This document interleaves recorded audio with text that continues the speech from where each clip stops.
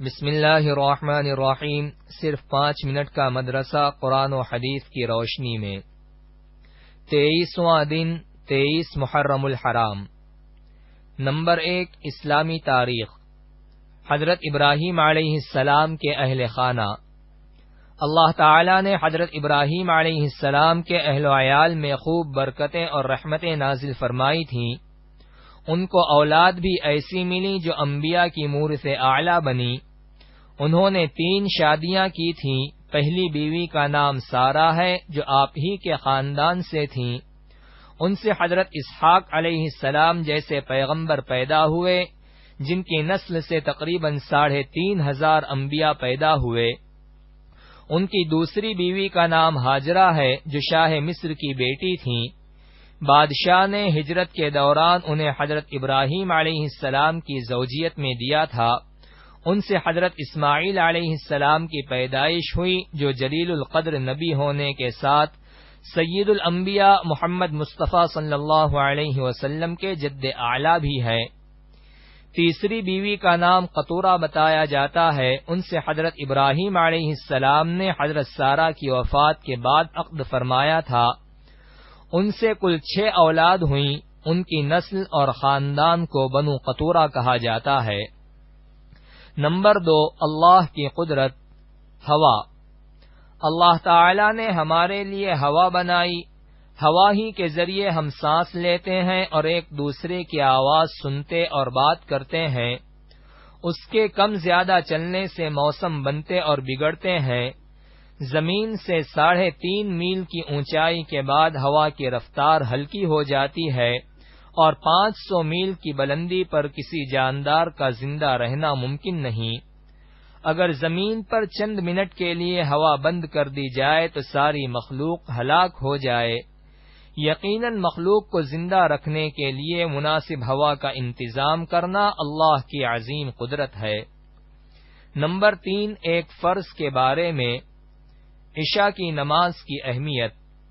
رسول اللہ صلی اللہ علیہ وسلم نے فرمایا، جس شخص نے عشاء کی نماز جماعت کے ساتھ پڑھی گویا اس نے آدھی رات عبادت کی، اور جس نے فجر کی نماز جماعت سے پڑھ لی گویا اس نے ساری رات عبادت کی۔ نمبر 4، ایک سنت کے بارے میں۔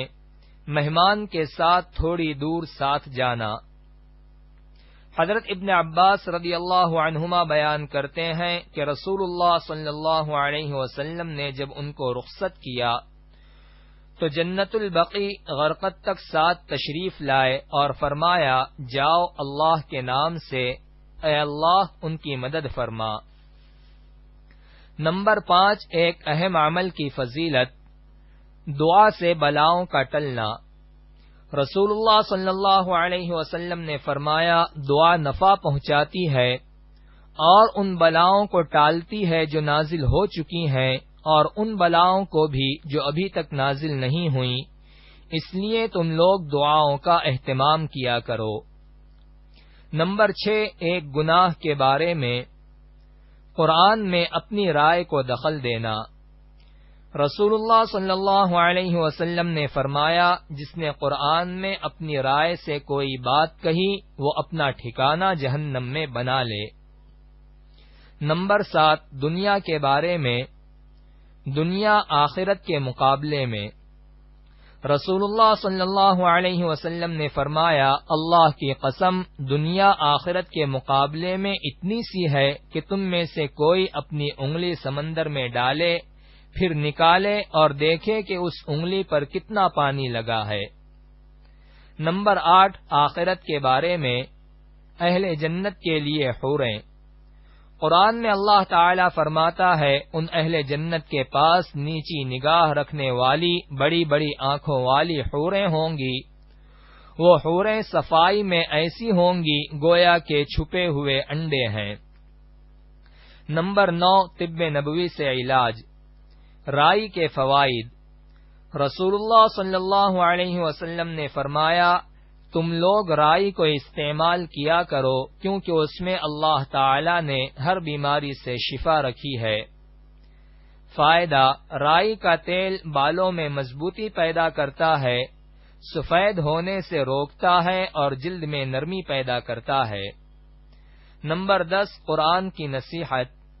قرآن میں اللہ تعالی فرماتا ہے تمہارا مال اور تمہاری اولاد آزمائش کی چیزیں ہیں، اور اللہ تعالی کے یہاں بہت بڑا اجر ہے۔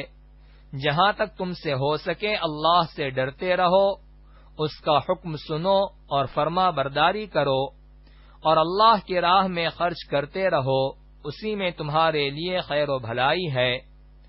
اور جو شخص نفس کی کنجوسی سے بچا لیا گیا وہی لوگ کامیاب ہونے والے ہیں۔